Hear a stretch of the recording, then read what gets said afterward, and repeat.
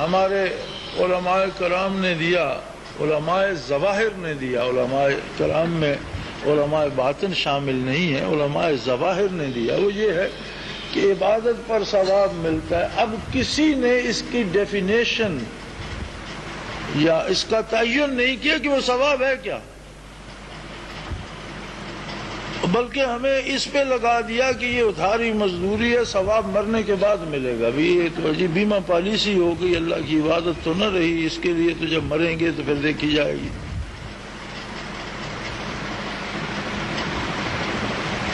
تو اس سے ہٹ کر نقد وصول کرنے کے لیے عبادت کی جائے۔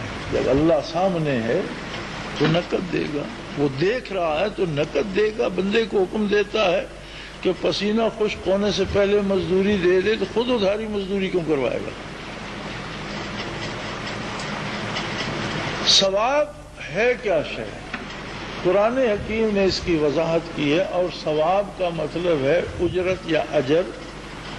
اور یہ لفظ صرف عبادت کے لیے نہیں، قرآن میں کفار کے ظلم کے لیے بھی ثواب کا لفظ آیا ہے۔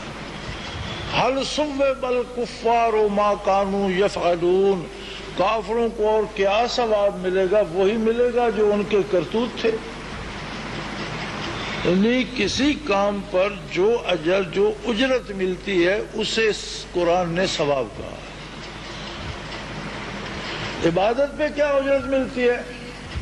اب ایک کو لے لیں، نماز کو لے لیں، تو قرآن کریم نے اس میں بتا دیا ان الصلاۃ تنہا عن الفحشاء والمنکر، کہ یقیناً نماز بے حیائی سے اور برائی سے روکتی ہے۔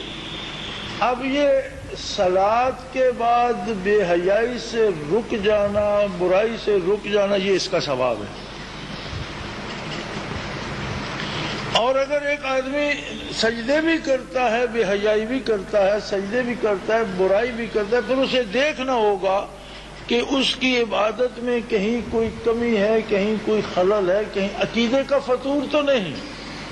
عبادت میں دو باتیں شرط ہیں، پہلی بات عقیدہ، دوسری بات وہ حکم اللہ کا ہو اور سنت نبی کے مطابق ہو، حکم رب جلیل کا ہو، اور اس کی تعمیل اس طرح کی جائے جس طرح کرنے کا طریقہ حضور نے فرمایا ہے۔ دونوں میں جس جگہ کوئی غلطی ہوگی اس پر ثواب نہیں ملے گا۔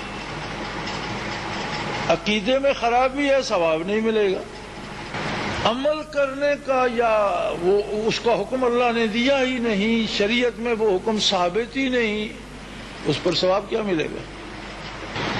یا اگر ہم واقعی نماز روزہ کرتے ہیں لیکن اس طریقے سے کرتے ہیں جو حضور نے نہیں بتایا، آپ صلی اللہ علیہ وسلم نے طریقہ اور بتایا، ہم طریقہ اور اختیار کرتے ہیں، ثواب نہیں ملے گا۔ ان دو باتیں شرط ہیں کہ ایک تو عمل کرنے والے کا ایمان اور عقیدہ ویسا ہو جیسا محمد الرسول اللہ صلی اللہ علیہ وسلم نے سکھایا، دوسری بات یہ ہے کہ وہ حکم اللہ کا ہو اور اس پر عمل سنت کے مطابق کیا جائے۔ اب اگر یہ دونوں باتیں ہوں گی تو اس پر ثواب ملے گا۔ ثواب کیا ہوگا؟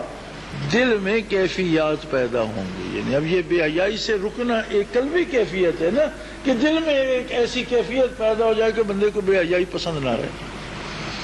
برائی سے رکنا ایک قلبی کیفیت ہے نا، کہ دل میں ایک ایسی حالت آ جائے کہ بندہ کا برائی کو دل نہ چاہے۔ تو اس کا مطلب ہے کہ جب عبادت اس کے مطابق ہوگی تو قلبی کیفیات آئیں گی، اور قلب میں جو تبدیلیاں مثبت آئیں گی یہ اس عبادت کا ثواب ہے۔ اب آخرت جو ہے اس کا مدار ان قلبی تبدیلیوں اور ان کیفیات پر ہے،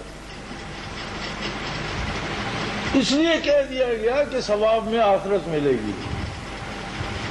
ایسے آخرت نہیں ملے گی کہ یہاں برائی کرتا رہے وہاں آخرت مل جائے گی، اس لیے کہ یہ نمازیں پڑھتا تھا تو یہاں اس کی حالت جب نہیں سدھری تو آخرت میں کیا سدھرے گی؟ حج کیے تھے لیکن یہاں اگر اس کی حالت حج کرنے سے نہیں سدھری، تبلیغ میں چلے لگائے لیکن اگر یہاں اس کا کردار نہیں سدھرا تو اس چلے پر آخرت میں کیا ملے گا؟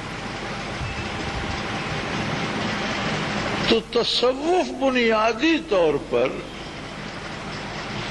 عمل ظاہر کو دل کی گہرائی سے کرنے کا نام ہے۔